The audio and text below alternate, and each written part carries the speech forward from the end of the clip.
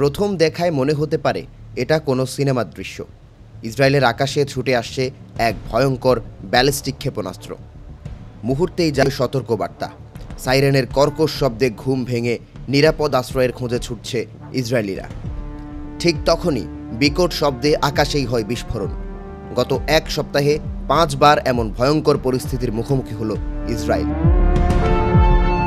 রবিবার সকালে ইসরায়েলে 45তম ব্যালিস্টিক ক্ষেপণাস্ত্র ছুড়ে ইয়েমেনের হুথি বিদ্রোহীরা, যার লক্ষ্য ছিল জেরুজালেম, দক্ষিণ পশ্চিম তীরের বসতি ও লোহিত সাগরের তীরবর্তী শহরসমূহ।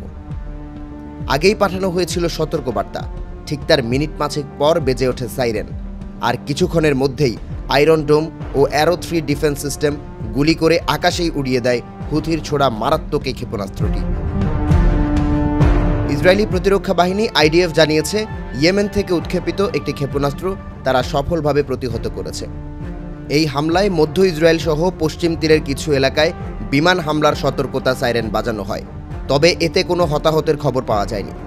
আইডিএফ জানিয়েছে, ক্ষেপণাস্ত্রটি ইসরায়েলি আকাশসীমায় প্রবেশের আগেই তাদের প্রতিরক্ষা ব্যবস্থা দ্বারা ধ্বংস করা হয়।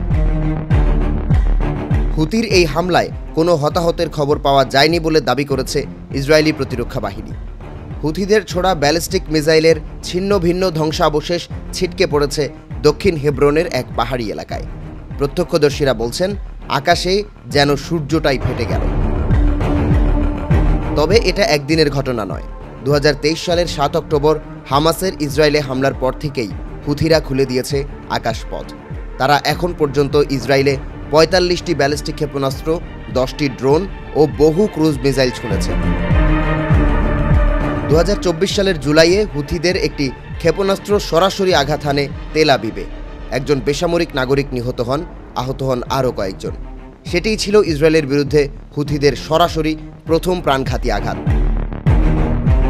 2025 সালের 4 মে হুথিদের একটি মিসাইল সোজা গিয়ে আঘাত হানে বেন গুরিয়ন আন্তর্জাতিক বিমানবন্দরে। আহত হন 6 জন, তবে অলৌকিকভাবে বেঁচে যান অনেকে। এ ঘটনার পর বেশ কয়েকটি আন্তর্জাতিক এয়ারলাইন্স ইসরায়েলগামী ফ্লাইট স্থগিত করে। অবশ্য ইসরায়েলও হাত গুটিয়ে বসে থাকেনি। সানা আন্তর্জাতিক বিমানবন্দর, হুথি নিয়ন্ত্রিত হোদেইদা ও সালিফ বন্দরে চালানো হয়েছে পাল্টা বিমান হামলা, যার আর্থিক ক্ষতি দাঁড়িয়েছে প্রায় $500 মিলিয়ন। যুদ্ধক্ষেত্রে ড্রোন ও জেটের গর্জন যেন নিত্যদিনের শব্দ হয়ে উঠেছে ইয়েমেনের আকাশে।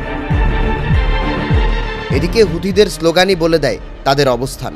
আমেরিকার মৃত্যু চাই, ইসরায়েলের মৃত্যু চাই, ইহুদিদের উপর অভিশাপ। তারা স্পষ্ট বলছে, ফিলিস্তিনের গাজায় ইসরায়েলি অভিযান বন্ধ না হলে তারা থামবে না। এই যুদ্ধ শুধু মিসাইল আর রাডারের নয়, এটা আদর্শের, প্রতিরোধের, আকাশপথের আধিপত্যের লড়াই।